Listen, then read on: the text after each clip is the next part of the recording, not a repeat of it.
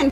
আসলে ম্যাডামের কাছে একটা মানে পড়া দেখাতে আসছো, হ্যাঁ তাই তো? হ্যাঁ হ্যাঁ হ্যাঁ হ্যাঁ। তো ওকে অন্য ড্রয়িং রুম সব কিছু বাদ দিয়ে, বেডরুম বাদ দিয়ে এই গোপন কক্ষে কেন নিয়ে আসছো? আসলে স্যার হয়েছে কি যে আপনাদের বাসায় কাজের লোকটা আছে না, খুব বিরক্ত করতেছিল, তো এই জন্য একটু হ্যাঁ, নিরিবিলি ঠিক, জায়গায়। এই জন্য সবকিছু বাদ দিয়ে রুমটা আটকে দিয়ে নিরিবিলি জায়গায় আসছো।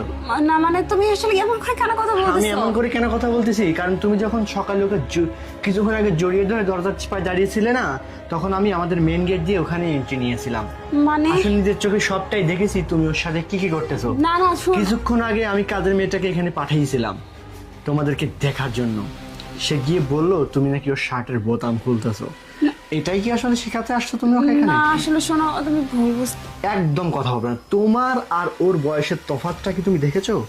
তোমার হাঁটুর বয়সী একটা ছেলের সাথে তুমি একই রুমের মধ্যে, ছি! আমার যেটা বলতেও ঘেন্না হচ্ছে। তুমি কিভাবে পারলে এটা করতে? দেখো আসলে হ্যাঁ বলো।